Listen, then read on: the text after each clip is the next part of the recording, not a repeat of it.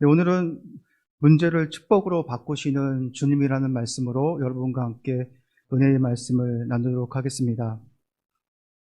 먼저 가정에서 온라인 수요 예배를 드리는 모든 분들을 주님의 이름으로 축복합니다.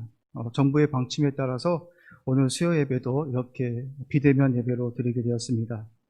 하루빨리 이 어려움의 시간들이 지나서 함께 예배당에 모여서 하나님께 예배를 드리는 날이 속히 오기를 간절히 기도합니다. 오늘 설교의 말씀은 문제를 축복으로 바꾸시는 주님이라는 말씀으로 여러분과 함께 은혜를 나누도록 하겠습니다. 중국 변방에 지혜로운 한 노인이 살았습니다. 어느 날 노인의 말이 국경 너머로 도망을 갔습니다. 큰 손실을 겪은 노인을 사람들이 위로하자 노인은 그게 좋은 일일지 누가 아느냐라고 이렇게 말을 합니다. 노인의 말처럼 몇 달 뒤 도망간 말이 준마 한 마리를 이끌고 돌아옵니다. 갑자기 재산이 불어 사람들이 이번에는 축하해 주지만 이번에는 그게 안 좋은 일이 될 수 있다라고 이렇게 노인은 말을 하게 됩니다. 얼마 후 노인의 아들이 말을 타다가 말에서 떨어져 다리가 부러지게 되었습니다. 사람들이 이러하자 노인은 이게 복이 될지 모른다라고 이번에는 그렇게 말을 합니다. 얼마 후에 이웃 나라에 전쟁이 벌어져서 모든 젊은이가 징집이 되어서 전쟁에서 죽게 됩니다. 그런데 노인의 아들은 장애 때문에 전쟁에 참여하지 않아서 목숨을 건지게 되었다는 이야기입니다. 여러분도 다 아시다시피 이 이야기는 세옹지마의 이야기입니다. 인생의 길류 가복은 변화가 많아서 예측하기가 어렵다라는 말이기도 합니다. 우리가 살아가는 세상은 세옹지마의 이야기처럼 수많은 일들이 일어나게 됩니다. 우리가 하루 여겼던 일들이 복이 되기도 하고 우리가 복이라고 생각했던 것들이 때론 하가 되어서 우리 삶 가운데 어려움을 가져다 주기도 합니다. 로또에 당첨된 사람들을 보면 거의 다가 마지막이 좋지 않은 결과로 끝나는 것을 볼 수 있습니다. 불행한 삶으로 끝나는 것을 보게 됩니다. 우리가 복이라고 생각했던 것들이 이렇게 우리의 삶을 불행으로 이끌어갈 수 있습니다. 반면에 우리가 생각했던 고난들이 우리에게 유익을 주는 경우도 참 많이 있습니다. 이렇게 우리 인생은 변화무쌍한 인생이기 때문에 그리스도인들은 고난을 당하게 될 때 하나님께서 우리에게 어려움을 주시기 위해서 고난을 주시는 것이 아니라는 것을 우리가 항상 기억해야 합니다. 물론 우리가 하나님의 뜻대로 살지 못해서 받는 고난들이 있습니다. 그런데 하나님께서 우리들에게 영적인 유익들을 주시기 위해서, 축복들을 주시기 위해서 고난을 허락하실 때도 있습니다. 지금 우리는 한 번도 경험해 보지 못한 시간들을 보내고 있습니다. 긴 시간 동안 코로나19와의 싸움을 하고 있습니다. 거기에다 긴 장마와 태풍으로 인하여서 많은 사람들이 피해를 입고 어려움을 겪고 있습니다. 많은 사람들이 2020년이 하루빨리 지나갔으면 하고 그렇게 바라고 있는지도 모릅니다. 하지만 이 어려움 속에서도 우리를 향한 하나님의 신실한 뜻이 있음을 믿고 걸어나가는 것이 하나님의 사람이기도 합니다. 하나님의 생각과 사람의 생각은 다릅니다. 이사야서 55장 8절 말씀에 보면 하나님께서 이렇게 말씀하십니다. 이는 내 생각이 너희의 생각과 다르며 내 길은 너희의 길과 다르다라고 이렇게 말씀하고 있습니다. 그렇습니다. 하나님의 생각과 우리의 생각은 너무나 다릅니다. 우리가 고난이라 생각하는 일들을 하나님은 축복이라 그렇게 말씀하실지도 모릅니다. 하나님은 우리에게 고난이라는 시간들을 허락하셔서 우리들을 하나님의 신실한 자녀로 빚어가시기 위해서 때론 우리 삶 가운데 고난을 허락하실지도 모릅니다. 하나님은 때때로 우리 인생 가운데 만나는 고난, 눈물, 상처, 아픔, 문제들을 통해서 하나님의 사람으로 우리를 빚어가실지 모릅니다. 그렇기 때문에 우리는 어떤 어려움을 만날 때마다 실망하거나 낙심하는 것이 아니라 그 고난 속에서 우리를 향한 하나님의 신실한 뜻을 바라보면서 믿음으로 걸어가는 하나님의 백성들이 되어야 할 줄 믿습니다. 우리에게 하늘의 신령한 은혜와 축복들을 주시기 위해서 우리 인생 가운데 하나님께서 문제와 어려움들을 주셨음을 우리가 믿으면서 걸어가는 사람들이 하나님의 사람이기도 합니다. 오늘 본문 말씀 속에서도 한 가정에 어려움이 찾아오게 됩니다. 가버나움에 사는 왕의 신하가 있는데 그의 아들이 병이 들어 죽어가고 있는 것을 볼 수 있습니다. 병으로 죽어가는 자식의 모습을 보면서 이 아버지의 마음이 얼마나 힘이 들겠습니까? 병으로 사경을 헤매고 있는 자식을 보면서 대신 아팠으면 하는 것이 부모의 마음이기도 합니다. 며칠 전에 저희 형수가 저희 가족 전체 카톡에다 이런 내용의 글을 남겼습니다. 자신의 오빠가 심혈관 수술을 하여서 입원했다라는 내용을 카톡에 남겼습니다. 그런데 저희 아버지께서는 저희 친형이 심혈관 수술을 받은 줄 알고 크게 놀라셔서 안절부절 못하며 눈물을 흘리셨다라고 합니다. 이렇게 자식이 아프다는 소식만 들어도 애간장 태우며 자식 대신 아팠으면 하는 것이 부모의 마음이기도 합니다. 어쩌면 이 왕의 신하도 병들어 죽어가는 자식들을 살리기 위해서 여기저기 용하다는 의원들을 찾아 다녔을지도 모릅니다. 온갖 수단 방법을 다 동원해서 병든 자식을 살리려고 노력했을 것입니다. 왕의 신하는 헬라어로 바실리코스라고 합니다. 이 뜻은 왕에 속한 자라는 뜻이기도 합니다. 왕의 신하는 왕에 속한 자라서 고위 간직에 있는 사람입니다. 부와 명예와 권력을 가지고 있는 사람이기도 합니다. 왕에 속한 자로서 모든 특권을 누리고 있는 사람이기도 합니다. 그런데 이 사람에게도 자신의 힘으로 감당할 수 없는, 인생에서 풀 수 없는 문제가 생기게 된 것입니다. 자신이 가진 지위와 특권으로도 병든 자식을 살릴 수가 없었습니다. 그렇습니다. 사람이 모든 것을 다 누리고 있다 할지라도 우리 인생 가운데 우리의 힘으로 할 수 없는 일들이 너무나 많다라는 것이 우리 인간들이 가진 한계이기도 합니다. 이 왕의 신하는 자식을 살릴 수 없다라는 그 절망감을 가지고 있었습니다. 자신의 특권과 지위로 아무것도 해줄 수 없다라는 그 절망 앞에서 이 왕의 신하에게 한 줄기 희망의 소리가 들려오기 시작합니다. 그 한 줄기 희망의 소리가 무엇입니까? 예수님께서 유대로부터 갈릴리 가나에 오셨다라는 소식을 듣고 왕의 신하는 가버나움에서 34km 떨어진 가나까지 달려가 자신의 아들이 죽게 되었으니 내려오셔서 자신의 아들을 살려달라고 간절히 예수님께 나아가 요청하고 있는 것을 볼 수 있습니다. 제가 오늘 본문 47절 말씀을 읽어보도록 하겠습니다. 그가 예수께서 유대로부터 갈릴리로 오셨다는 것을 듣고 가서 청하되 내려오셔서 내 아들의 병을 고쳐주셔서 하니 그가 거의 죽게 되었음이라 라고 말씀합니다. 아들을 살려달라는 간절한 요청에 주님께서 어떻게 말씀하십니까? 너희는 표적과 기사를 보지 못하면 도무지 믿지 아니하리라라고 이렇게 말씀하고 있습니다. 이 왕의 신하도 예수님께서 행하신 표적과 기적들을 보고 예수님께 나와봤습니다. 예수님께서 놀라운 기적을 베푸셔서 아들의 병을 고칠 수 있다는 그 간절한 기대감을 가지고 예수님께 찾아온 것입니다. 단지 아들의 병을 치료받기 위해서 주님께 나와봤습니다. 사랑하는 성도 여러분, 오늘날 신자들 가운데에도 이런 신앙들을 가진 사람들이 얼마나 많이 있습니까? 예수님을 우리의 구세주로 메시아로 믿는 것이 아니라 이 땅을 살아가면서 우리의 만족과 행복을 가져다주는 그런 분으로 예수님을 믿는 사람들이 참 많이 있습니다. 어떤 목적을 가지고 신앙생활을 하는 사람들은 자신이 원하는 것들이 이루어지지 않으면 예수님을 믿어도 아무 필요가 없구나라고 그렇게 생각하면서 예수님을 등지고 떠나게 됩니다. 기적과 이적을 통해서 우리가 예수님을 믿게 되는 것이 아닙니다.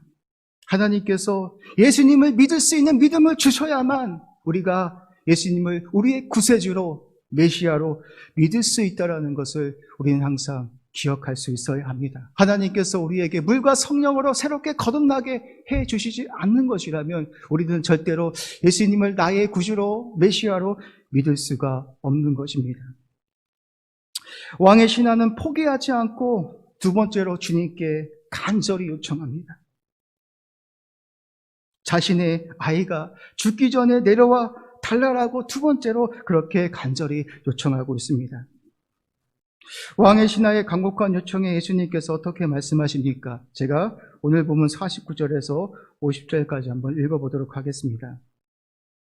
신하가 이르되 주여 내 아이가 죽기 전에 내려오소서. 예수께서 이르시되 가라 내 아들이 살아있다 하시니 그 사람이 예수께서 하신 말씀을 믿고 가더니. 아멘. 왕의 신하는 자신의 아들이 죽기 전에 내려와 달라라고 간곡히 예수님께 요청하고 있습니다. 자신의 아들이 죽기 전에 내려와 달라라는 간곡한 요청은 자신의 아들의 목숨이 끊어지면 그 위대한 주님이라도 자신의 아들을 살릴 수가 없기 때문에 자신의 아들이 숨이 붙어 있기 전에 한시라도 빨리 내려오셔서 자신의 아들을 살려달라라는 간곡한 요청이기도 합니다. 사랑하는 성도 여러분, 우리 예수님이 누구십니까? 죽은 자도 살리시는 분이십니다. 요한복음 11장 말씀에 보면 나사로가 죽습니다. 그의 누이 마르다와 마리아가 예수님께 이런 말을 합니다.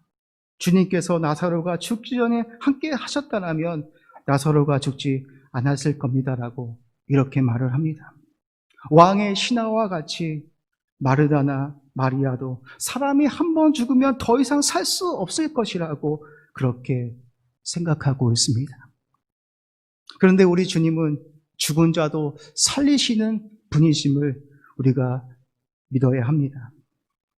우리 주님께서 죽은 나사로를 향해서 어떻게 하십니까? 나사로야 무덤에서 나오라라고 이렇게 말씀하시자 죽은 지 3일이 된 나사로가 주님의 말씀을 듣고 죽은 지 3일 된 나사로가 무덤에서 살아 나오게 됐다라고 그렇게 말씀하고 있습니다. 왕의 신하의 간절한 요청에 주님은 가라, 내 아들이 살아있다라고 이렇게 말씀하고 있습니다. 여기서 살았다라는 단어는 헬라어 단어로 제라는 단어를 쓰고 있습니다. 현재 능동태 단어로 쓰이고 있습니다. 살았다라는 단어가 현재 능동태로 쓰였다는 것은 예수님께서 살아있다 말씀하시자 그 아들이 즉시 살아나게 되었다라는 말씀이기도 합니다. 예수님께서 가라 내 아들이 살아났다라고 선포하실 때에 그 왕의 신하의 아들이 살아나게 되었음을 말씀하고 있는 것입니다. 사랑하는 성도 여러분, 예수님은 살아계신 하나님의 참 형상이십니다. 하나님의 참 형상을 입고 이 땅에 오신 하나님이시기도 합니다. 골로새서 1장 16절 말씀에 보면 모든 만물이 다 예수님으로 말미암아 창조되었고 그를 위하여 창조되었음을 말씀하고 있습니다. 모든 만물이 예수님으로 말미암아 창조되었기 때문에 예수님의 말씀에 모든 만물이 그대로 순종하게 되는 것입니다. 죽은 지 3일 된 나사로가 예수님의 말씀을 듣고 무덤에서 나온 것도 예수님이 죽음을 이기신 생명의 창조자이시기 때문에 가능한 일이었습니다. 병들어 죽어가고 있는 아이가 살아있다라는 예수님의 말씀에 즉시 살아난 것도 예수님이 죽음과 질병의 권세를 다스리시는 분이시기 때문에 가능한 일이었습니다. 제자들이 큰 풍랑 속에서 사경을 헤매고 있을 때 주님께서 찾아오셔서 큰 풍랑을 향해서 잠잠하라 그렇게 꾸짖어 명했을 때에 큰 풍랑이 어떻게 됐습니까? 주님의 말씀대로 잠잠하게 되었습니다. 베드로가 밤새도록 물고기를 한 마리도 잡지 못했는데 예수님께서 오른편에 그물을 던지라고 말씀하시자 베드로가 주님의 말씀에 순종하여 오른편에 그물을 던지자 어떠한 역사가 일어났습니까? 밤새도록 한 마리도 잡히지 않던 물고기들이 주님의 말씀에 순종하여 베드로가 그물을 던졌는데 바다 속에 숨어있던 그 물고기들이 베드로의 그물 안으로 그렇게 들어가게 되었습니다. 그렇습니다. 주님의 말씀을 통해서 죽은 자가 살아나고 병든 자가 회복되고 모든 만물이 주님의 말씀에 순종한 이유는 주님이 모든 만물을 창조하신 살아계신 하나님이시기 때문입니다. 왕의 신하는 가라 내 아들이 살아있다라는 주님의 말씀을 믿고 자신의 집으로 내려가게 됩니다. 왕의 신하는 내려가는 길에 자신의 종들을 만나게 됩니다. 이 종들은 왕의 아들이 살아났다라는 소식을 전해주기 위해서 왕에게 내려오고 있었습니다. 왕의 신하는 자신의 종들에게서 병든 아들이 살아났다라는 소식을 듣게 됩니다. 이 왕의 신하는 자신의 아들이 낳기 시작한 때가 언제인지를 묻자 어제 7시쯤에 아들의 열기가 떨어져서 회복되게 되었음을 그렇게 말해줍니다. 왕의 신하는 자신의 아들이 회복되었던 시간이 예수님께서 말씀하신 그때임을 알고 어떻게 됩니까? 자기와 온 집안이 예수님을 믿게 되었다라고 그렇게 말씀하고 있습니다. 제가 오늘 본문 51절에서 53절 말씀을 한번 읽어보도록 하겠습니다. 내려가는 길에서 그 종들이 오다가 만나서 아이가 살아있다 하거늘 그 낳기 시작한 때를 물은즉 어제 7시에 열기가 떨어졌나이다 하는지라. 그의 아버지가 예수께서 내 아들이 살아있다 말씀하신 그때인 줄 알고 자기와 그 온 집안이 다 믿으니라라고 이렇게 말씀하고 있습니다. 사랑하는 성도 여러분, 얼마나 큰 은혜입니까? 아들의 질병을 통해서 온 가족이 예수님의 은혜를 체험했습니다. 아들의 질병을 통해서 온 가족이 예수님을 믿게 되는 은혜와 축복이 주어지게 되었습니다. 만약에 이 가정에 아들의 질병이라는 문제가 없었더라면 이 왕의 신하는 예수님께 나와보지 않았을 겁니다. 자신이 가진 지위와 특권을 누리면서 그렇게 예수님을 모른 채 끝날 수밖에 없는 인생일지도 모릅니다. 그런데 왕의 신하는 아들의 질병을 통해서 예수님을 찾게 되었습니다.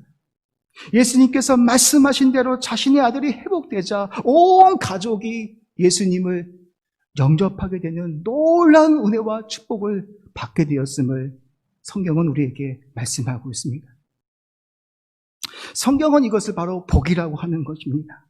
인생의 문제들을 통해서 예수님을 알고 믿게 되는 것이 진정한 축복임을 우리는 항상 잊지 마셔야 합니다. 세상의 모든 것을 다 누리고 살아간다 할지라도 예수님을 알지 못하고 끝나는 것이라면 그 인생이 얼마나 비참한 인생이겠습니까?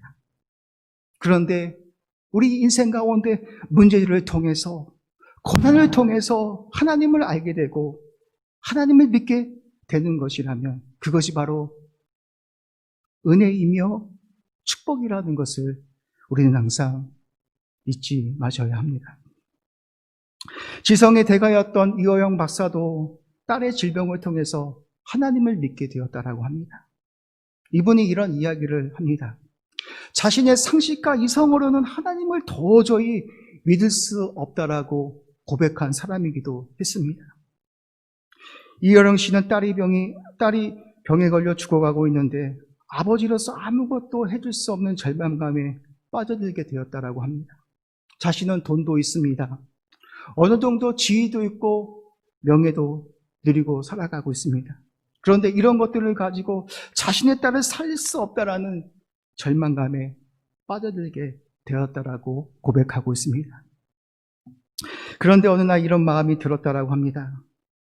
자신의 딸에게 해줄 수 있는 게 무엇일까 생각하다 교회에 가서 자신의 딸이 믿는 하나님께 간절히 기도하고 싶다는 마음이 들어서 이여령 씨는 교회 예배당에 들어가서 이렇게 기도했다라고 합니다. 하나님께서 이번 한 번만 사랑하는 딸의 질병을 고쳐주시면 제가 주님을 믿겠습니다라고 그렇게 예배당에 들어가서 간절히 기도를 했다라고 합니다. 그런데 얼마 후에 기적 같은 일이 일어났습니다. 자신의 딸이 점차 시력이 회복되어서 정상으로 돌아오게 되었습니다. 자신의 지성으로는 하나님을 믿을 수 없었던 이여령 씨는 딸의 질병을 통해서 하나님을 체험하게 되었습니다. 그리고 세례를 받고 주님을 영접하게 되었습니다. 하나님을 알지 못한 채 그렇게 끝날 수밖에 없는 그런 인생이었지만 딸의 질병을 통해서 살아계신 하나님을 체험하고 세례를 받고 그리스도를 영접하는 축복을 받게 되었습니다. 얼마 전에 이여령 씨의 소식을 들으니 말기암에 걸려서 언제 세상을 떠날지 모른다라는 소식을 접했습니다. 이여령 씨는 항암 치료를 받지 않고 남은 여생을 하나님께 맡기고 하루하루 감사하며 그렇게 죽음을 기다리고 있었습니다. 암이라는 죽음 앞에서도 절망하지 않은 믿음으로 살아가고 있습니다. 얼마나 귀한 신앙입니까? 지성의 대가였던 이여령 씨는 자신의 딸의 질병을 통해서 그리스도를 알게 되었고 죽음도 두려워하지 않는 신앙을 갖게 되었습니다. 이것이 바로 은혜이지 않을까요? 축복이지 않을까요? 하나님은 때때로 우리 삶 가운데 이해할 수 없는 문제들을 허락하셔서 그리스도께로 나와오게 하십니다. 고난들을 통해서 하늘의 신령한 은혜들을 경험하게 하십니다. 왕의 신하의 가정이 아들의 질병을 통해서 온 가족이 그리스도를 영접하게 되었듯이 하나님은 때때로 우리 인생 가운데 고난의 가시들을 허락하셔서 하나님께로 나아오게 하는 축복의 도구들로 사용하시기도 합니다. 우리 인생은 한편의 소설과 같다라고 말합니다. 지금까지 여러분의 삶이 고난으로 점철된 삶이었습니까? 하지만 하나님께서 여러분 인생의 다음 페이지에 어떤 이야기들을 써내려 가실지 모릅니다. 그렇기 때문에 우리는 어떤 상황 속에 있다 할지라도 절대로 낙망하거나 낙심할 필요가 전혀 없습니다.